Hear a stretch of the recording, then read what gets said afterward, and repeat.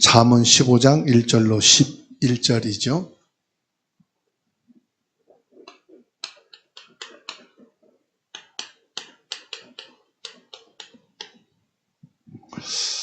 오늘 이 잠언 15장 1절로 11절 말씀을 통해서 생명을 살리는 입술이라.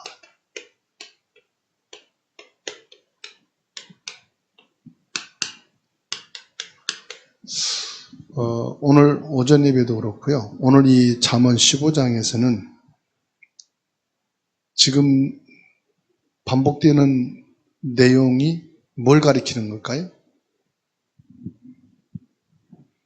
이걸 가리켜요. 마음을 가리켜요. 여러분 다 마음이 있으시죠? 그러면 물어보겠습니다. 내 마음의 주인은 누굽니까? 답은 되게 잘하신다. 거의 내 마음의 주인이 나잖아요. 그래서 내 생각대로 말하고 내 기준대로 말하고 내 감정대로 말하거든요. 근데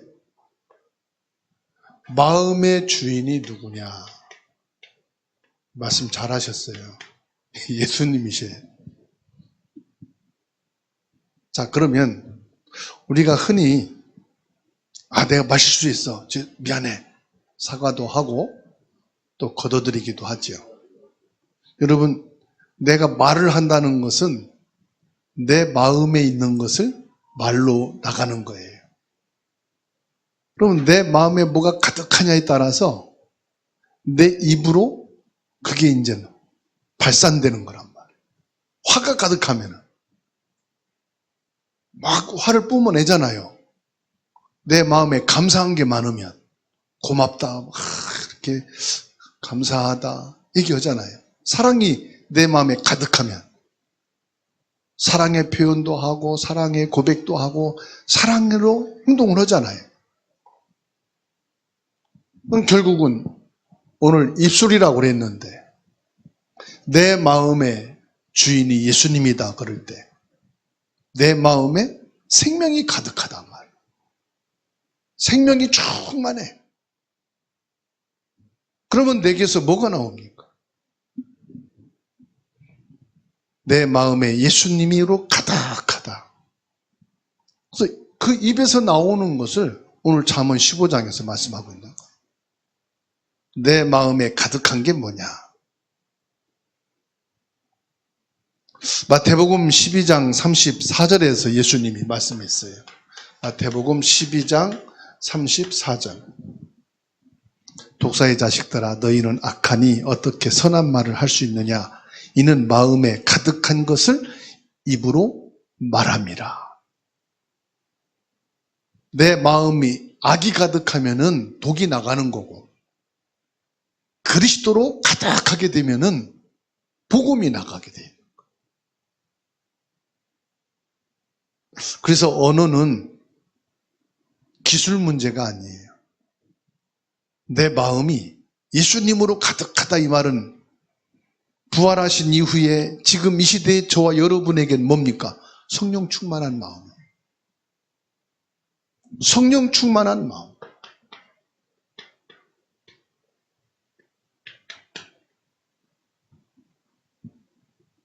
성령 충만한 마음이 되니까 뭐죠? 내 마음을 성령이 다스려야 되는 거예요. 내 마음을 성령이 다스려야 되는데 내 지식이 다스리게 되고 문제가 내 마음을 다스리게 되고 나의 경험이 내 마음을 다스리게 되니까 뭐가 나옵니까? 세상적이고 육신적인 게 나가는 거죠. 그래서 예수님께서 사도행전 1장 8절에 오직 성령이 너희에게 임하시면 성령이 네 마음에 가득하게 되면 성령의 권능 안에 있으면 뭐가 나와요? 그리스도가 나옵니다. 땅끝까지 증인되리라. 그래서 오늘 저와 여러분들이 내 입술과 내 삶을 복음으로 치유받고 예수님이 주인 되시는 내 마음에 성령으로 충만한 축복이 있게 되기를 주님의 이름으로 축원합니다. 자, 이 마음에 가리켜서 오늘 말씀한 것은 뭐죠? 온유하다 그랬어요. 1절에 보세요. 온순한 대답은 그랬잖아요. 온순하다, 온유하다.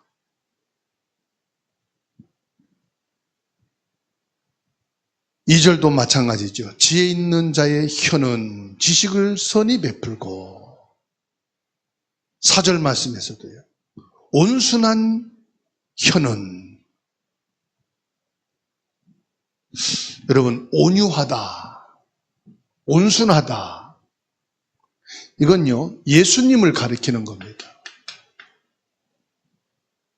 마태복음 11장 29절 말씀 보세요. 마태복음 11장 29절 같이 읽습니다. 시작. 나는 마음이 온유하고 겸손하니. 뭐예요? 예수님은 뭐예요? 온유하고 겸손해요. 예수님은 온유해요. 온유한 마음을 가졌단 말은 예수님의 마음을 말하는 거예요. 세상은 힘과 강한 말로 상대방을 제압하고 지식으로 가르치려고 하지요. 근데 복음은 뭐지요? 온유예요.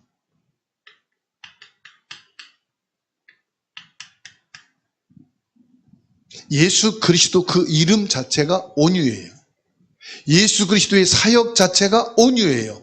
죄를 멸하고 사단을 꺾고 지옥을 끝내는 것이 복음의 능력, 예수 그리스도의 온유하신 힘이에요. 예수님은 칼과 총으로 세상을 정복한 게 아니에요. 어떤 사상과 이념을 가지고 세상을 다스린 게 아니에요. 온유하신 복음의 힘이에요.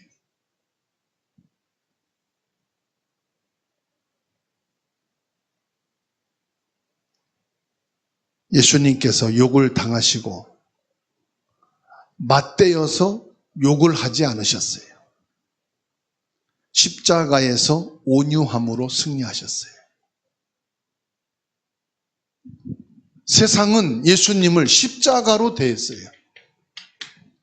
그러나 예수님은 십자가까지도 온유함으로 받으시고 그 십자가에 못 박히셨어요. 예수님은 능히 십자가를 물리칠 수 있는 능력이 있어요, 없어요? 있어요.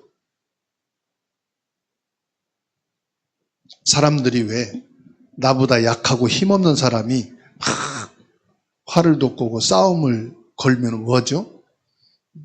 한 주먹거리도 안 된 것들이 까불어요.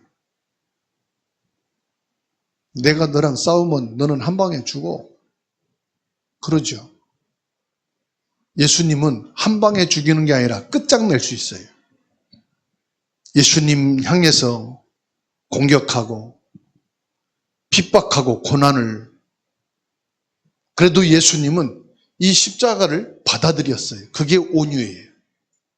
모든 고난을, 시비를 다 받아들였어요. 능력이 없어서 그렇다면 불쌍한 거죠. 힘이 없이 십자가를 짊어졌다면 참 실패한 사람이에요. 그런데 예수님은 능력이 있으셔요. 능히 공격하는 자들을 이길 수가 있어요. 십자가를 거부할 수가 있어요. 안 줘도 돼요. 그런데 예수님은 뭐예요? 온유하신 분이에요. 그 십자가를 다 받아들인 거예요. 이 온유하신 예수님을 볼 때, 아, 나는 참 못됐고 나는 참 악하구나. 나는 온유하신 주님 앞에 비교했을 때 비교조차 할 수 없구나. 왜? 나는 나의 십자가를 거부하고 외면하고 또는 나를 무시하고 나에게 뭔가를 자존심을 상하게 할 때 여지없이 말로 행동으로 밟아버렸는데 예수님은 받아들이셨다는 거예요. 성령의 열매로 온유함이라고 나오죠. 하나님의 성품 중에 하나입니다. 예수님의 성품이 온유하다는 것을 말씀합니다. 그 말은 생명나무가 되어 죽어가는 영혼을 살리는 것입니다. 왜 예수님이 온유함으로 받았느냐? 4절에 온순한 혀는 곧 생명나무이지만 패역한 혀는 마음을 상하게 하느니라. 그렇습니다. 예수님은 온유한 혀가 되셨어요. 그래서 예수님께서는 예수님을 반박하고 고소하고 예수님을 회롱하고 네가 과연 참 유대인의 왕이냐라고 할 때에 예수님의 혀는 그들을 공격하지 않으시고 온유로 받아주셨어요. 그래서 이 모든 죄인들을 전부 다 예수님은 수용하고 용서해 주셨다는 사실. 이게 온유한 힘이에요. 이게 온유한 능력이에요. 사람들은 세상에서 인간관계 속에서 힘을 가져야 한다고 합니다. 힘이 있어야 한다고 합니다. 왜 그렇죠? 그 힘을 가지고 있어야 욕을 먹지 않기 때문에. 그 힘을 가지고 있어야 이용당하지 않기. 자존심과 나를 지킬 수 있으니까. 근데 예수님께서는 오히려 있는 힘을 다 내려놓으셨어요. 그리고 온유함으로 찾아오셨어요. 야고보서 3장 2절에 우리가 다 실수가 많으니 만일 말에 실수가 없는 자라면 곧 온전한 사람이라 능히 온몸도 굴레에 씌우리라. 우리는 혀에 실수가 많죠. 무슨 말입니까? 우리는 죄가 많다 이 말이에요. 죄를 안 지려고 해도 지를 짓게 돼 있어요.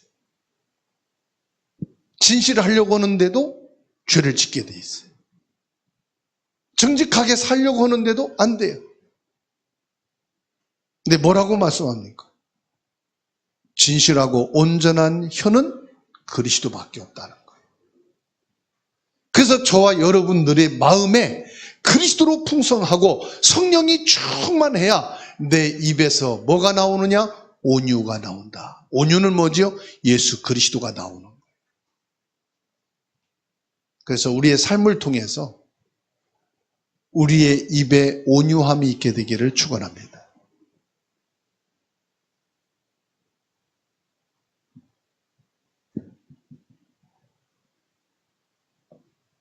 두 번째로는요. 3절, 8절, 9절, 11절인데요. 여호와 하나님은 선과 악을 감찰하신다 말씀하시죠. 선인과 악인을 감찰하신다. 감찰한단 말은 무슨 말씀이죠? 보고 계시다. 알고 계신다. 그렇다면은 하나님은 저와 여러분들을 알고 계시는 거예요.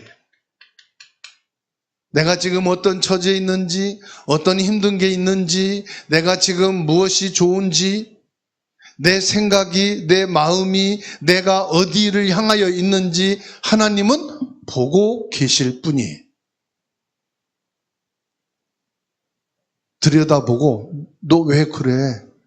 너 왜 그런 생각을 가져? 왜 그렇게 나쁜 마음을 먹니? 모든 매사 24시간 참견한다면 어떻게 될까요? 미치고 환장하고 펄쩍 뛰고 못 살 거예요.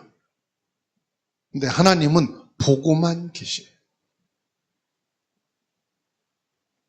받아합시다. 하나님은 나를 보고 계신다. 하나님은 나를 알고 계신다. 3절에 여호와의 눈은 어디서든지 악인과 선인을 감찰하느니라. 8절에 악인의 제사는 여호와께서 미워하셔도 정직한 자의 기도는 그가 기뻐하시느니라. 하나님은 보고 계시고 알고 계시다는 거예요. 악인의 제사를, 그리고 우리의 기도를 하나님은 보고 계시고 알고 계시다. 9절에 악인의 길은 여호와께서 미워하셔도 공의를 따라가는 자는 그가 사랑하시느니라. 우리가 길을 가는 길이 의로운 길인지 죄인의 길인지 알고 계시다. 축복의 길인지 실패의 길인지 알고 계신다. 이 길이 전도자의 길인지 아니면은 내 목적을 이루기 위해서 가는 길인지 하나님은 보고 계시고 알고 계신다.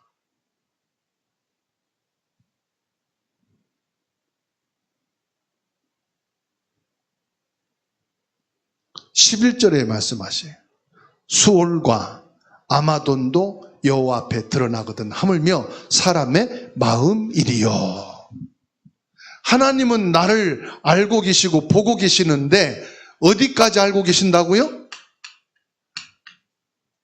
엑스레이도 우리 마음은 못 찍어요. 어느 첨단 CT를 찍어도 마음은 못 찍는다니까요. 그런데 하나님은 내 마음까지도 알고 계시고 보고 계시다 말씀하시고. 그러니까 하나님 앞에 숨길 수가 없는 거예요. 내 마음까지 들여다보고 있는데 CCTV는 내 마음은 못 봐. 내 행동만 보지. 그렇죠? 하나님은 내 마음까지도 보고 계시고 알고 계시다. 그러니까 하나님께서는 내가 하나님의 그 눈길을 피해서는 감출 곳이 없는 거예요.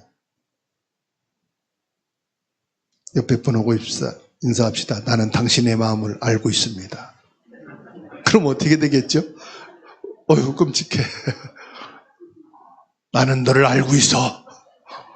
나는 네 마음을 봤어. 그러면 소름 끼쳐. 어디서 봤지? 어떻게 봤지? 하나님이 내 마음까지도 보고 계시다. 그러니까 사람을 어떻게 할 수 있지만 CCTV도 가릴 수는 있지만 하나님 어떻게 가려? 다시 말하면 하나님은 우리의 종교적인 행위, 제사란 말은 종교적인 행위거든요. 그리고 뭡니까? 우리 마음의 중심, 기도. 하나님은 알고 계시다 이 말이에요. 그래서 가장 양심적인 기도가 뭔지 압니까? 하나님, 내 마음을 살피시옵시고 내 마음을 아시고 하나님의 뜻을 이루시옵소서. 이거는 보통 용기가 아니에요. 근데 그게 용기가 아니고 복음의 기도예요. 내 마음은 주님이 계십니다. 혹 내 마음이 틀렸어도 잘못된 마음이라 할지라도 내 마음에는 그리스도의 십자가가 있습니다. 예수님의 피가 내 마음에 있습니다. 내 마음에 있는 그리스도의 피를 보시고 그리스도의 십자가를 보시고 여호와의 정한 마음을 내게 주셔서 이 마음이 하나님이 원하시는 마음, 하나님이 있는 그곳에 있는 마음이 되게 하옵소서. 그리스도의 피를 붙잡고 십자가를 붙잡고 여러분 마음을 담대하게 하나님 앞에 내어놓을 수 있는 믿음의 사람이 되시기 바랍니다. 안 그러면요, 항상 세상은 뭐지요? 내 마음, 양심. 너 양심 말할 수 있어? 여기에다가 네 양심 걸 수 있어? 세상은 그러지요. 양심보다 더 높은 게 하나님은 내 마음을 보고 계시고 알고 계시다는 거예요. 그래서 8절 중반절 보세요.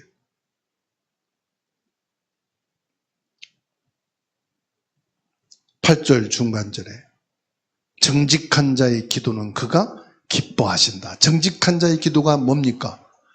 그리스도가 내 마음에 있는 기도. 그리스도가 주인된 사람의 기도. 내 마음이 아무리 정직해도 내 욕심을 가지고 있는 기도. 내 동기를 가지고 있는 기도. 그러니까 어느 분이 그러더라고요. 늘 말만 하면 없는 사람 도와줘야 된다. 미자리 교회에 힘이 돼야 된다. 그 말 하니까는 옆에서 그 사람을 알고 있는 분이 저거 지 얘기야.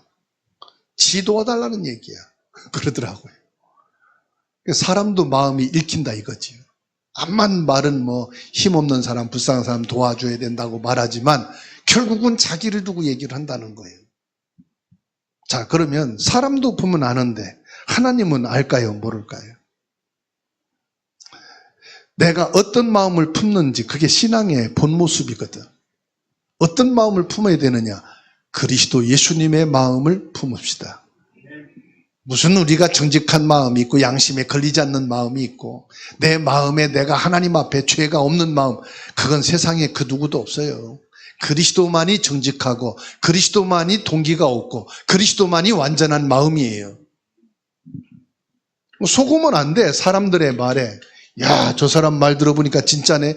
뭘 진짜입니까? 그리스도가 없는 마음은 진짜가 없어요. 내 마음에 누가 사신다? 그리스도가 사신다.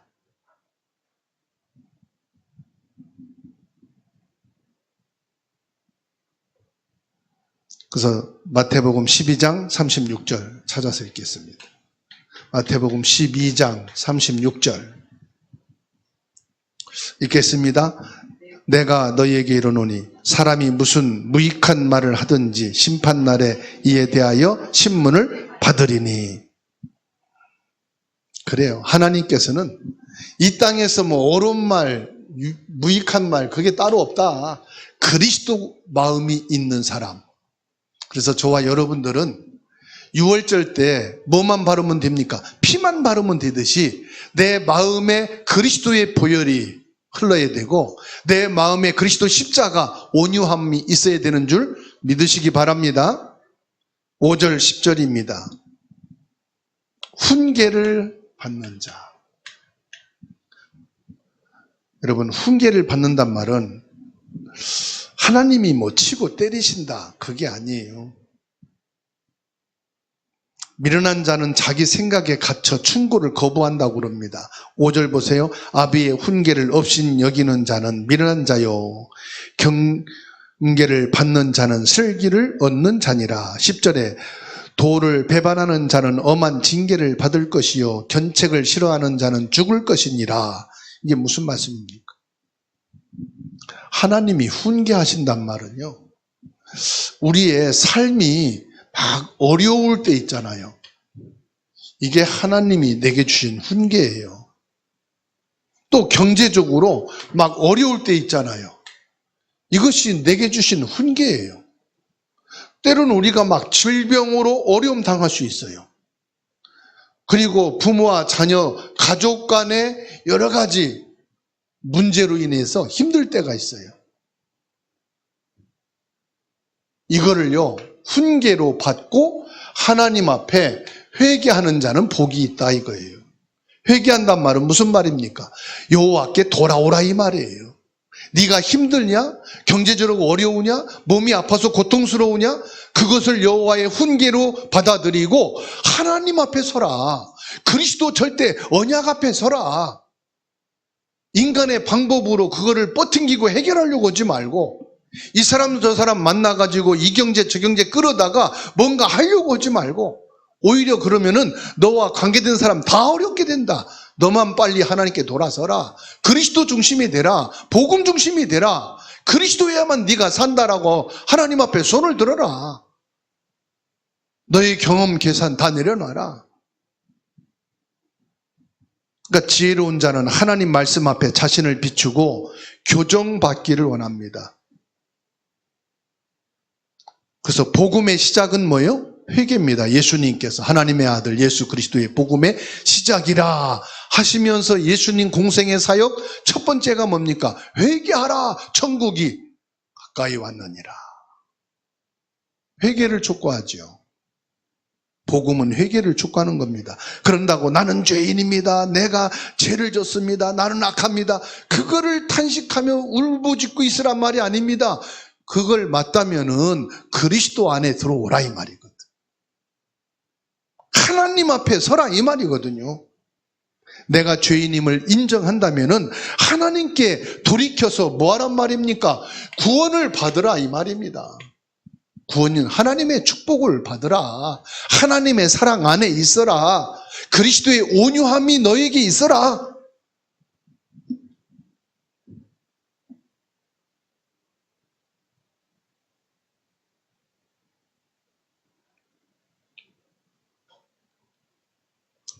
우리가 힘들고 어려울 때 하나님이 나를 훈계하시는 것으로 달게 받고 생명의 길로 나아갑시다. 그리스도 앞에 섭시다. 하나님은 원하는 것이 하나밖에 없습니다. 지금 비단 잉어가 어항에서 퍼덕거리다가 뛰쳐나왔으면 그 잉어를 살리려면 언능 물속에 집어넣어야 되듯이, 죽어가는 나무를 살리려면 화분가리에서 물을 주고 영양분을 주고 그 나무를 심듯이 그리스도 예수님 안에 들어가야만 사는 거예요. 그래야 회복되는 거예요. 오늘 말씀을 통해서 우리가 결론으로 정리할 것은 뭡니까? 아무리 악하든 선하든 이 혀의 권세보다 하나님의 은혜의 힘이 더 크다는 사실이에요. 우리 힘으로는 혀를 길들일 수가 없어요. 최고의 학문을 수양하고 돌을 닦은 사람의 혀도 그 악에서 영원히 빠져나올 수가 없어요. 인생을 많은 경험을 하고 인격이 수양이 되고 지긋한 나이로 일생을 살았다 할지라도 자기의 혀를 다스릴 수가 없어요. 어느 순간은 그 혀에서 욕이 나오고 악이 나오고 불의가 나올 수밖에 없어요. 어떤 나이 지긋한 분이요, 막 사람들이 떠들고 시끄럽게 하고 그래도 참더라고요. 뭐 안 좋은 소리로 막 그냥 질문하고 공격하는데도 가만히 있더라고요. 야, 참 인격이 대단하다. 근데 뒤돌아서면서 하는 말, 이 씨발놈들. 속으로 하는 말, 인간 쓰레기 같은 놈들. 그게 인간이에요. 그 혀를 다스릴 수 있는 힘은 하나님의 은혜밖에 없어요. 이 지구상의 어떤 사람도 자기의 지식과 인생을 살아온 경험과 수양되어진 힘을 가지고는 혀를 다스릴 수가 없어요. 그래서 야고보서 3장 8절 함께 읽습니다.